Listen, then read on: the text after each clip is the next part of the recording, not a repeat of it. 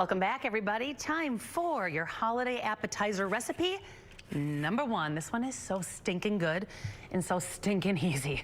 It's called Brie and Croute, which is basically just Brie wrapped in puff pastry. And we're gonna wrap it with a little apple butter and do this apple compote over the top. So I used to cater with this one all the time. I used to make mini ones, big ones, whatever size Brie I wanted to use. And it's such a crowd pleaser because it's got that sticky, sweet, and savory thing going on, but you can make almost all of it ahead of time and then just pop it in the oven right when you need it. So such a great recipe. I'm excited to show this one to you. I've been holding this one close to the vest, so this is one of those I get excited about. All right, so first of all, 2 Honeycrisp apples. Gave those a quick peel, and I'm just gonna dice these up because we need to get them in some butter. We wanna sink these down, caramelize these up.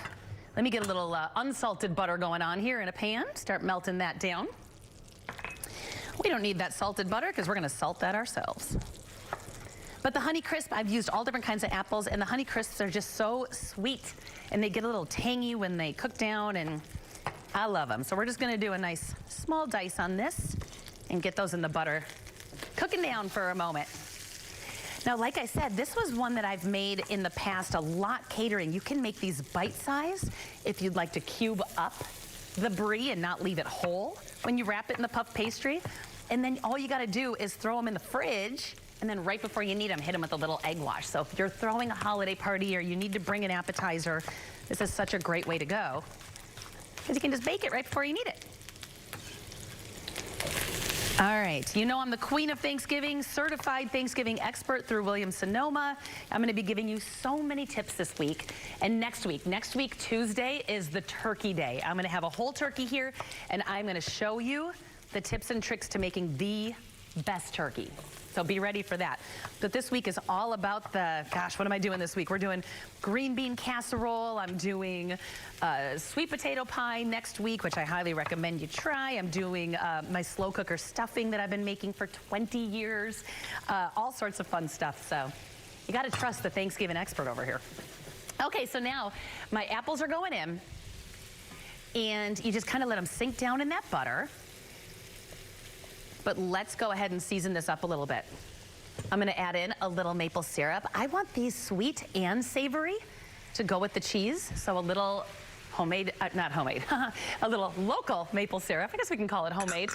And then I'm gonna add a good dash of salt right over the top with your fingers so you get that even distribution across the whole thing. It's kind of just making this into a lovely little sweet caramel, sweet and salty caramel. And then some fresh thyme. So I've got some fresh thyme leaves here. Just sprinkle it in. This is gonna give kind of an herbaceous note to it, warm it up a little bit, sweet and savory. I love it so much. I have some ready to go for you already I'm gonna have you take a look at, but let's wait a minute. I like to do a lot of time in this. I just think fresh herbs infused with apples is just one of my favorite things during the holidays. Abby's really good at making cocktails that she infuses with rosemary and thyme and things like that, and just adds a little elegance, a little bouginess. All right, so now we're gonna let these sink down, and while we do that, let's do our Brie. So, all right, where is our Brie, Sarah? Thanks. You know what you need for a Brie appetizer? I should probably grab Brie out of the actual refrigerator. We're on top of things today. So I have a sheet of puff pastry here. Just one sheet, thank you so much, appreciate you. And I'm gonna give it a light roll out, just because if you don't, it puffs up to here. We don't need it to puff up to here. We just want it a little bit puffy. So I'm just gonna do a light roll here. Woo, those apples smell good already. And now, this is a step you can do. I started doing this a few years ago, but I used to make it without this, so this is optional, but highly recommended. Apple butter. You can get apple butter from, you know, like Season to Taste, I'm sure, or some, you know, bigger grocery stores. You're gonna take a little apple butter, and you're gonna smear the top of it, just like that.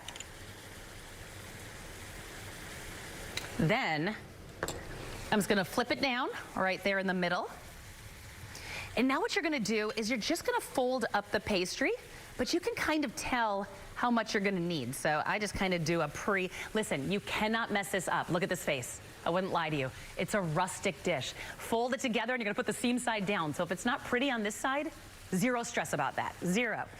All right, so now I'm gonna go ahead and just kind of get off the sides here. Just kind of eyeball it. I'm not throwing these away though. I'm going to show you what we're going to do with them. How you doing, apples? You're smelling good. Let me give them a little toss here.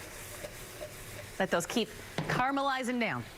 Okay, so now you're just going to fold it in and just keep doing that. Just kind of fold it so you're making a nice little envelope. Like I said, this doesn't have to look pretty. You can just scrunch it all up. You'll be fine. Just like that. Give it a good stretch and then turn it over and you just kind of smooth it out with your hands. Get to this point. Throw it in your fridge. Get to this point right here. You can bake it just like this. Just make sure that's all tucked in underneath. Like nice and neat. But now, you can, if you want, if you feel like being creative, you can cut little, let me show you here, little leaves out of here. You know what, I'm using the wrong knife. I'm gonna grab a paring knife.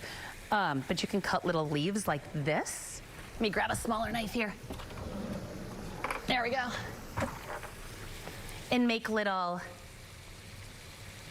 isn't that cute? Little leaves like that.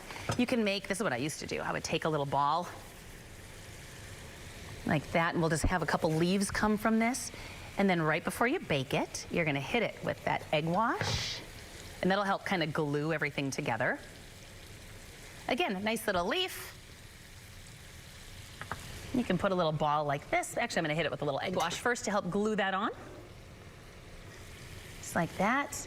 You're gonna egg wash the whole thing. Decorate it the way you want. Let me get that whole thing there. I have one ready to go I want to show you.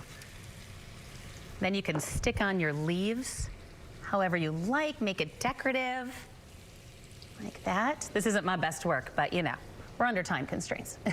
And you know Sarah made one that's beautiful. Gild the lily with the little turbinado sugar. Again, optional, but I highly recommend. Let me show you what I got going on here from the oven. Oh, you're so pretty. So now you've got this. Let me put it on the plate for you here to take a better look at. See, puff pastry, it gets puffy. You've got this melted brie on the inside with that apple butter, but now we got to gild the lily a little bit here. And you just spoon over these. This is what the apples look like once they've cooked down. Look at this. They're sweet, they're savory. If it's more flat, you can do it flat across. Sometimes I'll put it all across the plate like this because they're buttery, so stinking delicious, and so easy because that apple compote can be made ahead of time, and so can the brie. Just pop it in the oven.